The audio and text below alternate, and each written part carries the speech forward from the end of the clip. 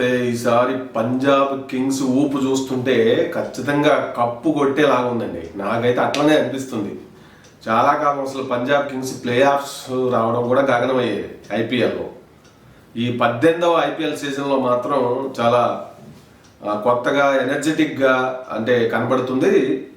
ఇదంతా అంటే ఎందుకనేది మీకు అర్థమై ఉంటుంది. ఐపీఎల్లో చెన్నై సూపర్ కింగ్స్ పరిస్థితి ఎంత ఘోరంగా తయారవుతుందో మనం చూస్తా ఉన్నాం రోజు రోజుకి. అయితే పంజాబ్ కింగ్స్ పైన ఆడేటప్పుడు చేసింగ్లో వాళ్ళు మరి ఇంకా ఫస్ట్ బ్యాటింగ్ చేసి 219 పంజాబ్ టార్గెట్ ఇచ్చారు. ఇస్తే పటా పటా పటా పటా 8 ఓవర్లకే 5 వికెట్లు, మెయిన్ టాప్ ఆర్డర్ అంతా పడిపోయి ఇక అయిపోయింది.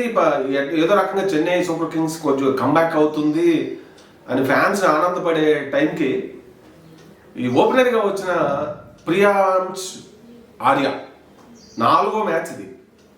లోకల్ టాలెంట్ వెతికి పట్టుకొచ్చారు. మొత్తం పట్టుమని రంజీలో కూడా పెద్దగా ఆడింది ఏం లేదు, కానీ ఆ కాన్ఫిడెన్స్ అది చూస్తుంటే భవిష్యత్తు విరాట్ కోహ్లీ, భవిష్యత్తు ధోని కనపడతా ఉన్నాడు. ఐ మీన్ అంటే టీమిండియాకి అతనిలో క్రికెట్ 38 బంతుల్లో సెంచరీ కొట్టేసి ఒక దశలో 150 పరుగులకి ఆల్అౌట్ అయిపోద్ది అనుకున్నాం Punjab Kings. Chennai super Kings bowlers దాటికి ఖలీల్ అహ్మద్, నూర్ అహ్మద్, పతిరన, అశ్విన్, రవిచంద్రన్ మామూలు లైనప్ కాదు. బౌలింగ్ లైనప్ అయితే బాగానే ఉంది.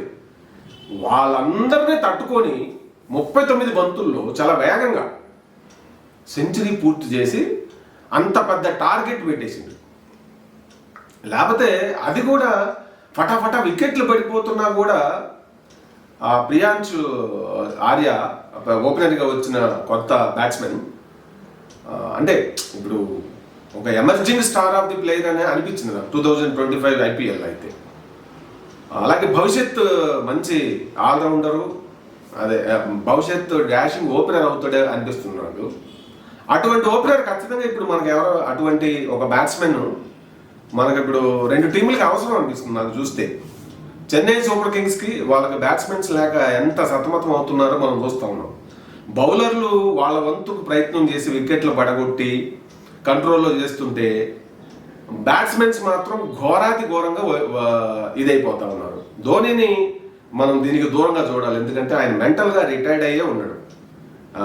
ఆ ఫ్రాంచైజీ వాళ్ళు వాళ్ళ అంటే ఫ్యాన్ బేస్ లెక్కలు, బిజినెస్ లెక్కలు ఆ వేలో ధోని లేకపోతే చెన్నై సూపర్ కింగ్స్ ఆ ఫ్యాన్ బేస్ అంతా ఇదైపోద్దేమని ఒక భయం.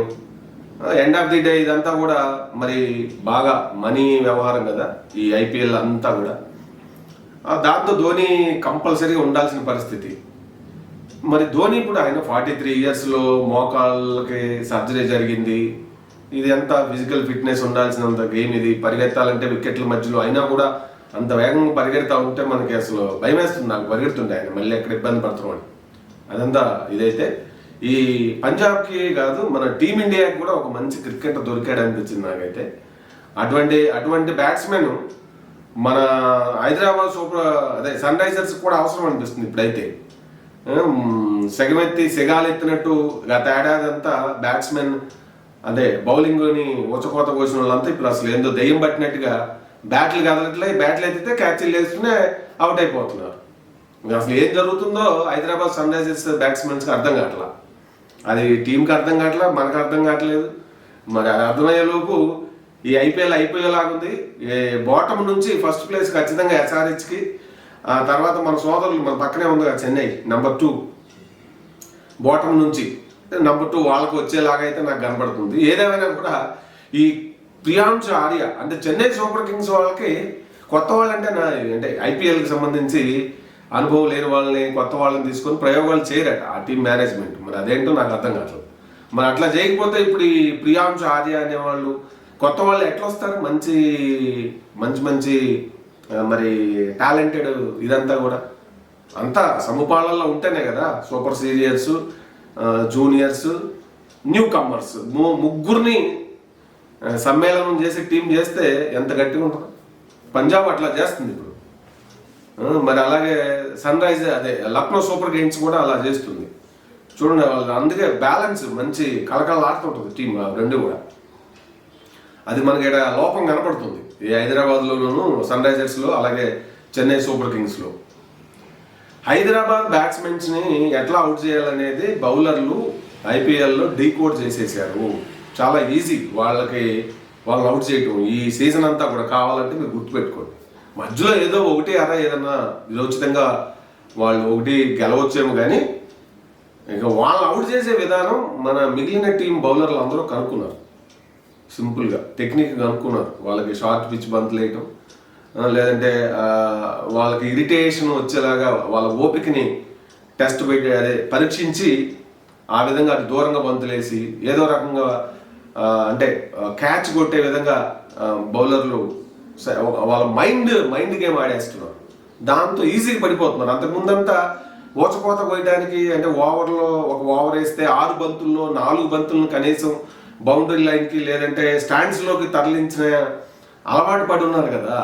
అది మరి అంత ఈజీగా ఎట్టపోద్ది అట్లా. ఇప్పుడు ఏదేమైనా కూడా పంజాబ్కి ప్రియాంశు రూపంలో ఒక కొత్త టాలెంట్ వచ్చింది.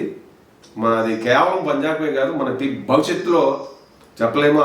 ఇది అతను ఆడిన విధానం, ఎవరైనా ప్లేయర్ ఒక సెంచరీ చేశాడంటే లేదా ఒక బౌలరు వికెట్లు తీశాడంటే ఆడిన విధానం చాలా ఇంపార్టెంట్.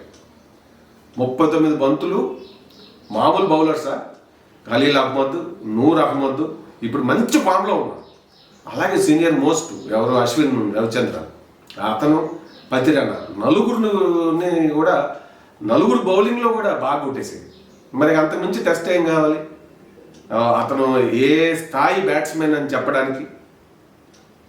కాబట్టి నిజంగా పంజాబ్కి అయితే నిజంగా లేకపోతే ఆల్అౌట్ అయిపోయేది. మొత్తం 150 లోపే పంజాబ్ నిన్న అయిపోయేది. చెన్నై సూపర్ కింగ్స్ అలవోకగా గెలిచేది అనిపించింది, కానీ చెన్నై నుంచి ఆ గెలుపుని లాగేసుకుని పంజాబ్ని గెలిపించాడు అతను ప్రియాంశు ఆర్య. సో మొత్తం మీద మరి ఇంకెన్ని అద్భుతాలు ఈ సీజన్లో. నేను అనుకోవడం పంజాబ్ మేనేజ్మెంట్ కూడా, టీం మేనేజ్మెంట్ కొత్త అతను ఫస్ట్ వచ్చాడు. ఫస్ట్ మామూలుగా 1 డౌన్ 2 డౌన్లోనూ వచ్చి 46 పరుగులు కొట్టాడు. అప్పుడే అందరి దృష్టి ఆకర్షించాడు. ఆ తర్వాత ఏకంగా ఓపెనర్గా పంపితే 0 రన్స్కి ఒకసారి అవుట్ అయ్యాడు. రెండోసారి 2 రన్స్ కొట్టాడు. ఇప్పుడు 4వసారి ఛాన్స్ ఇచ్చారు. అది అసలు ఇక ఈ సీజన్ మొత్తం సరిపోనంత నమ్మకాన్ని పెట్టుకున్నాడు. తనకు ఒక చాలా వాల్యూ యాడ్ చేసుకున్నాడు నిన్న సెంచరీతో. ఆడిన విధానం ఇంపార్టెంట్. ఏదో ప్రతి బంతిని ఇట్లా డిఫెన్స్ ఆడుకుంటూనో సింగిల్స్ తీసుకుంటూనో అతను ఇన్నింగ్స్ ఆడలేదు. 39 బంతుల్లో 4లు కంటే 6లు ఎక్కువ కొట్టాడు. ఈ పంజాబ్ నుంచి వచ్చే వాళ్ళంతా 6లు మామూలుగా బాతుల్లా, పైల్వాన్లు కదా, దంచి కొడుతున్నారు. కావాలంటే చూడండి. సో మొత్తం మీద అయితే ప్రియాంశు ఆర్య ఇప్పుడు సెన్సేషనే మన ఈ సీజన్లో. ఈ సీజన్ అంతా మాట్లాడుకునే విధంగా చేశాడు. ముందు ఈ సీజన్ కంప్లీట్ అయిపోయే లోపు బహుశా పరుగుల లిస్ట్లో టాప్ 5 బ్యాట్స్మెన్స్లో ప్రియాంశు ఆర్య కూడా ఉండొచ్చేమని నాకు అనిపిస్తుంది. పంజాబ్ కప్పు కొడితే అందులో ఇతని కాంట్రిబ్యూషన్ చాలా ఎక్కువ ఉండే అవకాశాలు అయితే పుష్కలంగా